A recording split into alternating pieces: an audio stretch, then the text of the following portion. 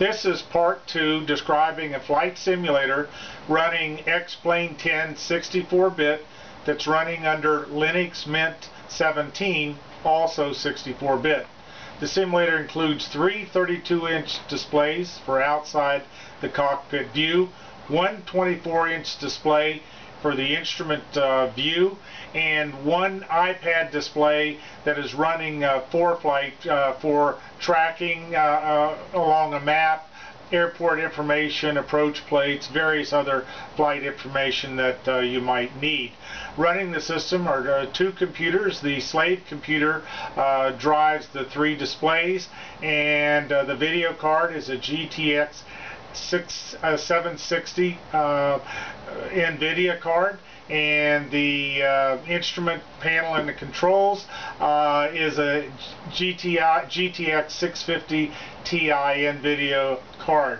I have a CH Products yoke and a Satec Pro Flight Combat rudder pedals.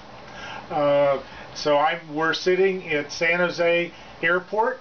I've got the details set at a lot, so it's not highly detailed, so it's not as much detail as you'd normally get. So I'm just going to take off so you can see how the simulator is working.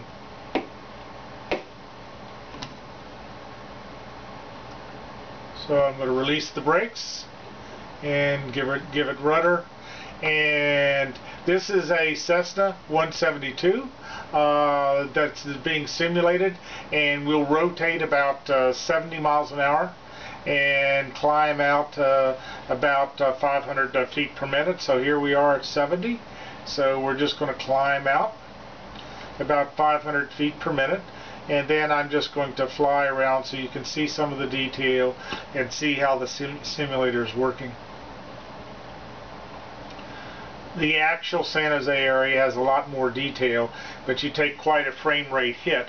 The frame rate is about 36 frames per second on both computers. On the ground it was about 28 frames per second.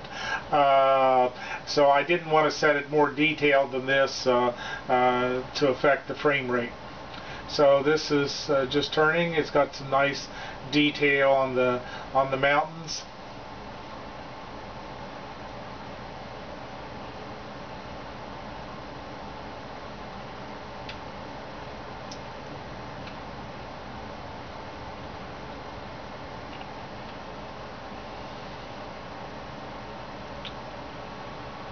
And pretty soon I'm just going to fly enough so you can see the runway that we took off on, which is about there. It's coming into view here shortly. There it is. And this is now headed north to San Francisco Bay. This San Jose is on the south end of the bay. Got medium clouds. It's pretty smooth. As I said, we're running right this second 41 frames per second on the instrument display, and 45 frames per second on the outside the cockpit display.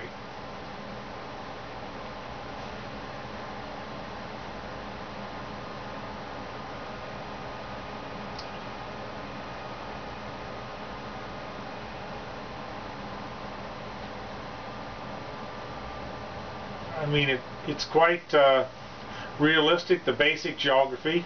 It doesn't include all the detailed buildings, etc., as I mentioned earlier. And the controls and the rudder pedal all work very well, and reasonable sensitivity in the overall system. So this just gives you a little bit of flavor of the flight simulator, and I will be doing future videos as it's further developed.